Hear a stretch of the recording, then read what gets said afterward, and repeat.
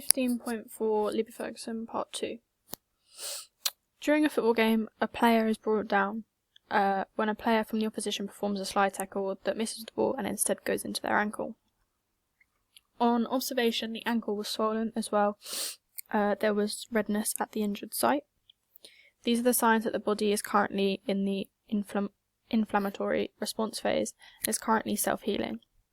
There are many acronyms of the procedures that could be followed after an injury, such as SALTAPS, which stands for stop and observe the injury, ask questions about the injury, so how it occurred, look for specific signs, touch to identify the painful areas, active movements, ask the injured person if they're able to move the injured area without help, passive movement, so if they were able to move the injured area, then they gently move it through the full range of motion, and lastly, strength testing, so are they able to stand or put pressure on the injured area. However, this acronym could potentially make the injury worse, as moving a second-degree sprain could potentially make it a third-degree sprain, as it could make that partial tear a complete tear. However, the acronym PRICE or even RICE would be better suited to this incident. When first arriving to the injured person, the first task is to protect them and the injury from getting damaged further. So this could be by moving them off of the pitch. Next, rest the injury, which allows for it to start healing, as well as minimising further damage to it. This could be as simple as resting for a couple of weeks, however, depending on the severity, it could last a lot longer. Ice is the next step, as this will reduce the swelling around the injury, followed by compression, which again will reduce swelling, but it will also support the injury. Next, elevation, which will again reduce swelling by using gravity to reduce the blood flow to the injured area. Lastly, diagnosis, which will need to be done by a professional, just in case the wrong diagnosis is made and the injury is made worse. Therefore, following this acronym, the first step would be to protect the player, which will consist of moving the player off of the pitch while still isolating the ankle. So this means to immobilise the ankle. Once the player is off the pitch, then it's much easier to manage the external factors, such as people around them, as well as making them as comfortable as possible. Once you're away, then ice will be applied to the injured ankle. Whilst the ice is being applied, the tape that is needed to wrap the ankle can be located. The ankle will then be wrapped by wrapping around the bottom of the leg, before creating a figure of 8 around the ankle and the bottom of the foot.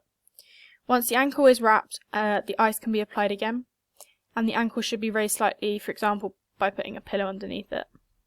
From then, they will go to A&E, where they can get their injury properly diagnosed. So, once the ankle injury has been diagnosed as a second-degree sprain, then the re-establishing functional activity stage can begin. This stage will consist of passive stretching and static stretches to begin with, as this will start to build up the athlete's flexibility, but gradually. However, this stage will only occur towards the end of the repair phase, as the body still needs to heal before it can start to strengthen itself again, or there runs the risk of completely tearing the ligament that is currently only partially torn. From week 1 to 2 after the injury has occurred, it's important to start work on the range of movement in the ankle. This is due to unattended scar tissue decreasing the range of movement that's available. So these exercises won't be weight bearing and won't push the body too far, as they can be adjusted so that the participant can do it comfortably as well as without any pain. So the first exercise would be for the athlete to try and spell out the letters in the alphabet with their foot. This is also a good way to track the progress, as you can measure what letter they get up to, as well as compare it to the other ankle as a way to judge their recovery. Flexes can also be performed, so this is when the athlete, the client will be sitting down with their legs straight, so then they have to pull their toes towards them as far as they possibly can, and then point the toes away from their body as far as possible, and really sit back up so that the toes are pointing up to the ceiling. This can also be a good way to measure progress, as you can see if the distance that they can get their toes is getting better and hence their flexibility is improving. So these two activities should be performed roughly around 3 times a day just to keep that flexibility and movement up. So from weeks 3 to 4, the participants can start focusing on stretching as well as range of motion. So a passive stretch that can be performed is getting a band or a towel and wrap it around the bottom of the foot and pulling the toes towards the body. This should be held for 30 seconds and then let go. A static stretch to perform would be a calf stretch where your hands are against the wall with the injured leg behind. This will be felt in the calves, but it will also stretch out the Achilles tendon. So make sure to hold this stretch for 15 seconds. So these two stretches are just some gentle stretches just to keep the flexibility up, as this is important, or it could be worse when the scar tissue develops. In the 4th week, then we can start to incorporate dynamic stretches, as the ankle should be stronger. As well, we've been working on range of motion exercises since week 1, therefore the mobility in the ankle should be getting better as well. So heel raises can be performed. However, whilst the athlete is still new to this, it should be done with both feet on the ground at the same time, as to not put strain on the injured ankle. However, when they get stronger, they find this exercise less challenging, then they can try and do it with just their injured foot. Another exercise that can be done is a one-footed balance. This will help to improve coordination, balance and strength all at the same time. So at first, a participant can start by holding onto a wall or a chair while standing on their one leg, but as they get more comfortable with it as the weeks progress, then they can try it with one hand on the wall and then eventually with no hands. So next is strengthening exercises and ongoing treatment and the remodelling phase. So strengthening on the ankle injury will be from week 5 onwards, as there is always the possibility to strengthen it even once the ankle is healed. So to strengthen the ankle, the flexing exercises from week 1 and 2 can be repeated. However, this time to make it more challenging, then you can use a resistance band and up them as the participant gets used to them. Another way to strengthen the ankle is to set out a circle of cones and get them to stand in the middle. On only your bad ankle, try to go around in a circle, reaching down to the cones one at a time. To track this, count the number of cones that they are able to touch, and once they've gotten all the cones in, you can adapt it so that they can stand on an uneven surface such as a bozo. So another way to help stretch the ankle and strengthen it is to swim. So swimming is the perfect sport for injuries as it's a non-weight bearing sport, which therefore means that there won't be any strain on the ankle. However, it is important that they don't overdo it, therefore they shouldn't be doing lengths where they're just using their legs yet, as the ankles still aren't at their full strength. To start with, they should try 150 metres slowly swimming with both legs and arms. This will also be beneficial, as this will help maintain the strength in their arms, as that's what their body will be dependent on at first. If the legs are sinking due to them not generating enough force in their kicks, then a pull buoy can be used to aid them with flotation, as well as taking some of the strain off of the arms.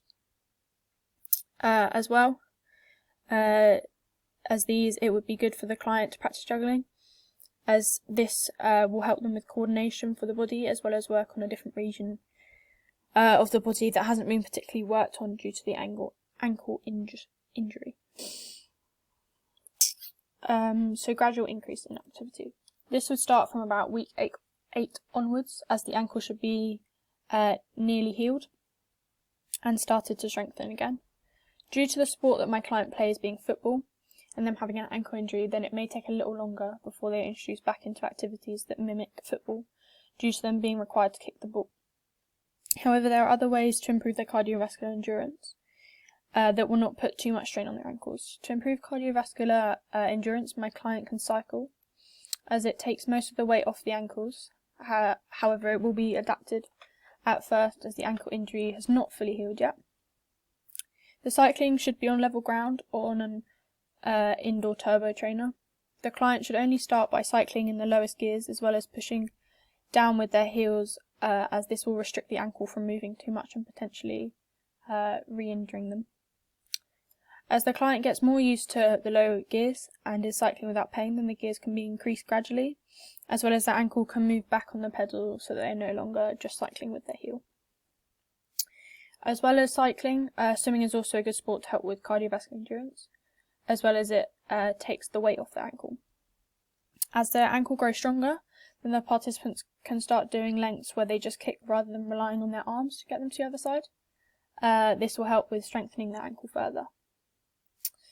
Once they're able to perform the previous two activities, then my client can start to turn to weight bearing and more specifically start running. This will only be short distances, as well as making sure the surface is flat, so the risk of twisting or spraining their ankle is minimised. This will start off by being a short run to see how the client manages before increasing the distance and time.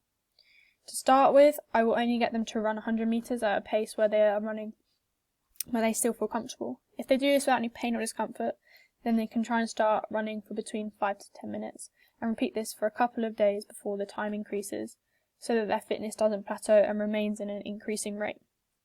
By the beginning of week 10, they should have started their running and are about halfway through the week.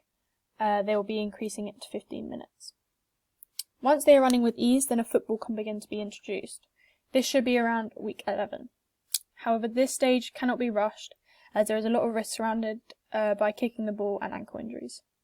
To get them back into it slowly, I'd first get them to perform short passes, as these don't require too much power to perform.